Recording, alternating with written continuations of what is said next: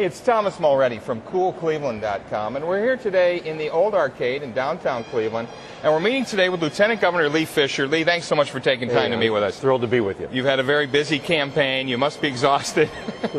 A little tired, but I get a second wind at this point, Thomas. Exactly. Yeah. Hey, listen, you've had a tough campaign. Rob Portman, your opponent, has been beating you up, especially on trade. He's been trade representative. Yeah. He knows what he's talking about on some of these issues, but you guys really disagree, especially when it comes to outsourcing jobs and things. Isn't it really, though, businesses that are going to rehire Ohio's unemployed? I mean, shouldn't that be our number one concern right now? Thomas, our number one concern should be making sure that people get a chance at a good job, at a good wage. I learned a long time ago, during the 7 years I ran the Center for Families and Children, that a job is much more than a paycheck. It's about hope and dignity and purpose in someone's life. And my view is that these have to be American jobs. These have to be Ohio jobs. These have to be Cleveland jobs. And I'm running against somebody who has been the chief architect of the trade policies that allowed China to dump cheap products into America that undercut jobs and literally have resulted in shipping not a couple of jobs, but hundreds of thousands of jobs overseas. Well, when we talk about policies, I think you differ with Rob Portman on the issue of taxes, for example, on businesses. I do. How do you suggest that you're right and he's wrong on that? Because if it's not businesses that are going to bring this economy back, what's it going to be? Well, you see, I'm actually pro-business, but it's a different kind of approach.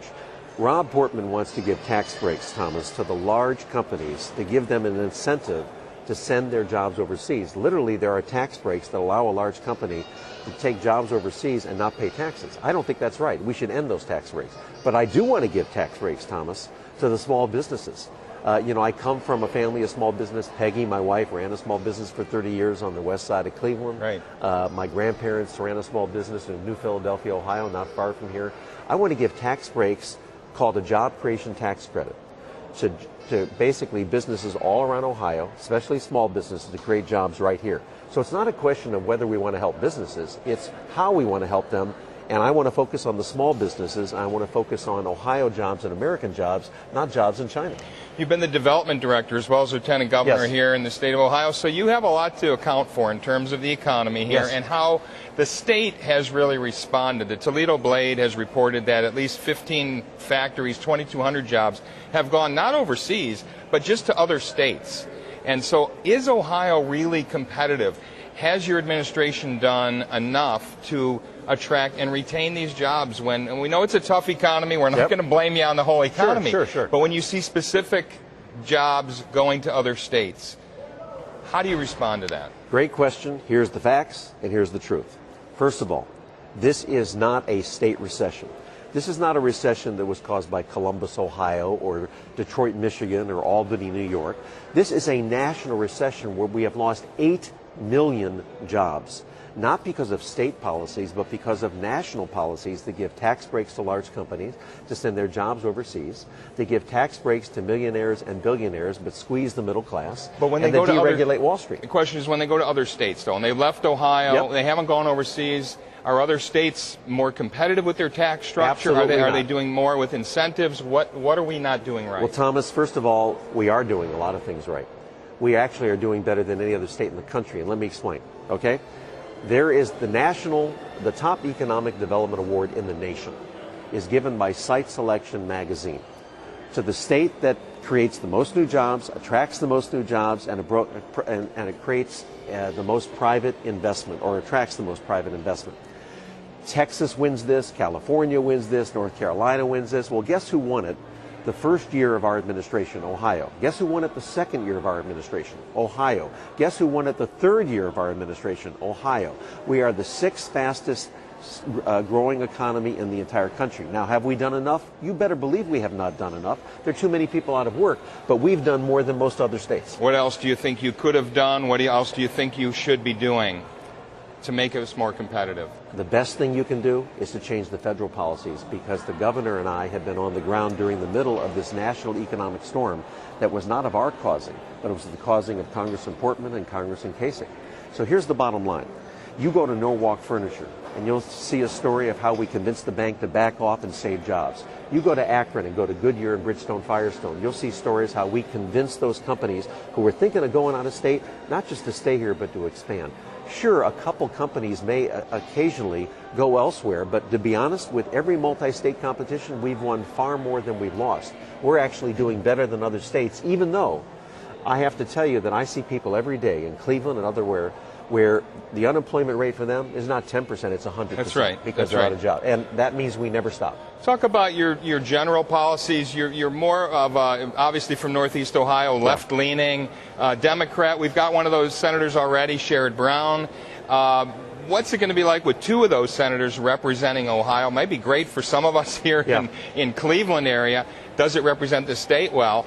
And are you going to be as independent as George Voinovich, who you're looking to replace, who would break with party line and vote with the Democrats as a Republican and go, you know, the way that he personally felt? Or are you going to be more of a typical left-wing Democratic supporter? I'm not a typical anything. The bottom line is this, that I am proud to be a Democrat. I will always be a Democrat, but my values guide me. They don't anchor me.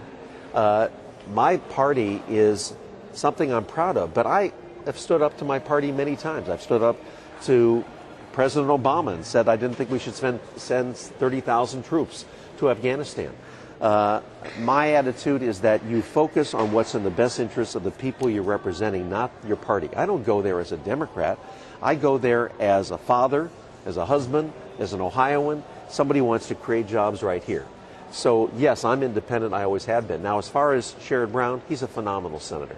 So the people have to decide. Do they want Rob Portman, who will cancel out every single vote that that Sherrod Brown makes? Or do you want someone who will join forces with Sherrod? We may not agree on everything. Right. But Sherrod and I are going to be standing up for the middle class. And that's, I think, important. You know, when you're in the position that you're in Columbus, and you're the lieutenant governor, you've got a real opportunity to make some good points, to get your word out. How come you haven't done a better job of getting the word out on your own accomplishments and achievements? Because obviously you've been running a tough campaign here. Obviously a lot of the polls are showing you behind. I don't want to really focus on the horse race of it all, but why is it so difficult for you in particular, the governor as well, to get the message out on what this administration has done in this economy? Well, Thomas, first of all, the good news is that there are still a lot of people who are undecided. So interviews like this still can make a difference in these final weeks. But I'll tell you why it's difficult. People are focused right now on paying their bills, putting food on the table, either getting a job or hanging on to a job. And so it's hard for anybody to focus on the good stuff that may be happening to their neighbor. If it's not happening to them, they're still concerned. I don't blame people. I don't blame people for being angry. I don't blame people for being upset, but I want to make sure their anger is directed to the right place. All right. I want to make sure their anger is directed to the people who got us into this crisis and not at the people trying to get us out of the crisis. Let me ask you a couple of quick ones, and then let me know, have we gone too far, not far enough? Okay, sure. Healthcare reform, quickly. Yeah. I would have voted for healthcare reform, and I'll tell you why. Because I think... gone too far or not far enough? Here's the answer. We went far enough in terms of making sure we hold the insurance companies accountable, but not far enough in terms of giving people more options. I'd like to give them a public option so they have a choice, not just of private insurance plans, but something like Medicare, too. How about the Wall Street bailout? Too far, not far enough? Wall Street bailout was a huge mistake in this respect. We didn't put strings on the money to require that loans go out the door to small businesses. It is outrageous that we bailed out Wall Street banks, but we shortchanged small businesses who've never missed a payment in their life and can't get a loan. That's wrong. Let me ask you about the stimulus package. Too far, not far enough? It is, that recovery was absolutely necessary. We saved teachers' jobs, we saved police jobs, we saved firefighter jobs, we gave a tax cut. Not far enough? But, of course not far enough. Why? Because there's still people that are still out of work. So that we still should do more, but it was a smart thing and the right thing to do. We just have to do more of it. And when I say more of it, I mean more job creation and more money into infrastructure. Let me ask you one last question. Okay, it came up in one of your debates. Do you really still like disco? You know what? I do like disco. I like the Bee Gees. I like John Travolta. I was going to ask you if you had a Now, I favorite. got to admit, it's not necessarily my favorite music, but Okay. anybody who's going to go against disco, you should not support. And Rob Portman is anti-disco. Great to hear from you, Okay. Lee. Thanks so much for taking time out of your campaign. Thomas, thank you. Thank you. Appreciate it. Hey, it's Thomas Mulready from CoolCleveland.com. Have a great week in cool Cleveland.